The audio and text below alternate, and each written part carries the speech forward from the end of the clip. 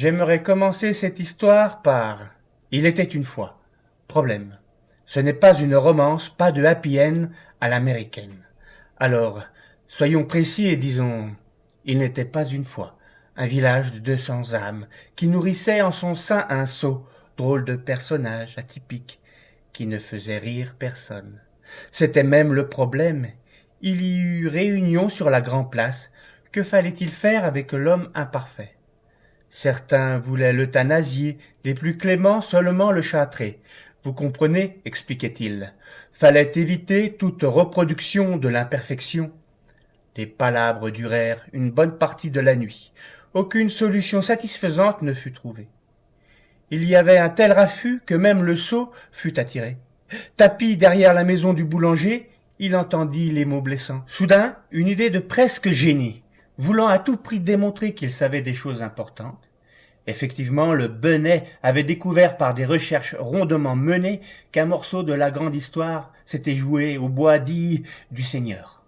Alors, bien décidé à trouver grâce aux yeux de ses voisins, le vaurien partit au petit matin, pelle et pioche en main.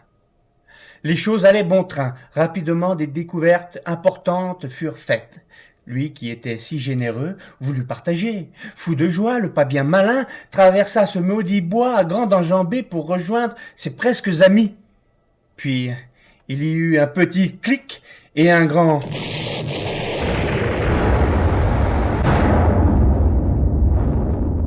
Le sot n'était plus. Mine d'hier, dégâts d'aujourd'hui.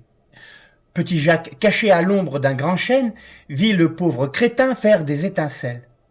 Prenant ses jambes à son cou et parcourant le village en tous sens, en criant à tue-tête « Le sot a sauté, quelle sottise! Le sot a sauté, quelle sottise! Le sot a sauté, c'était sa dernière bêtise !» Le vieux, du haut de son balcon, haussait les épaules. Nous étions enfin débarrassés de ce va-nu-pied, aux idées si peu éclairées.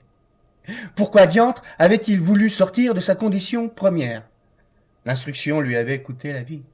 Chacun s'accorda sur les bienfaits de cette disparition. C'est vrai, quoi.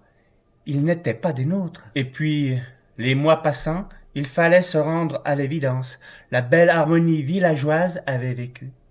Un beau jour, excédé, le pharmacien interpella le boucher et lui tint un propos peu amène. « Ta viande est avariée !» N'étant pas en reste, le fracasseur de carcasses rétorqua. « Tes médicaments sont périmés !» Il y avait comme un air de folie dans ce modeste patelin. Les gens, à présent, se méfiaient des uns des autres. Le maire fit imprimer des tracts qui affirmaient « Dieu n'existe pas !» La réponse du curé fut cinglante. « Vive le roi !» L'atmosphère devenait franchement irrespirable. Petit à petit, le hameau se vida de ses occupants. Il n'y eut plus de fête de printemps.